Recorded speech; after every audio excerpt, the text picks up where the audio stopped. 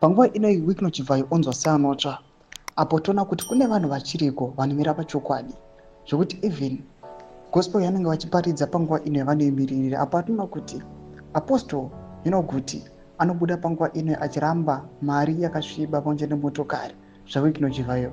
Patoona panguva inoyi this is a challenge yapiwa vanhu vakaita sana Dorcas Moyo and the likes, vanhu vamakaona vakareceiva mamotor vehicles, especially vanhu vanoonekwa kunzi vanosimudzira vanhu kana pari pamaissues ekunamata. Ndobo wasubscribe walike watonga bell kuti mnamoyo ZVAITWA vanoposta the widow kuti pamwe chete naWycliffe Chivhayo muri kuona budanyira achiti apostle kuti widow of the late Archbishop Ezekiel Kuti is reportedly politely declined a lavish gift from state-protected corruption mascot and impunity billionaire Wycliffe Chivhayo, a 2025 Toyota Land Cruiser 300 series VXR and $250,000 in cash. Integrity, credibility and honesty matters. Domashwa tukona panguva inoyi vakomana right now they've been challenged. Vese vamaiona achiti mota iyo yatouya tingazorega here.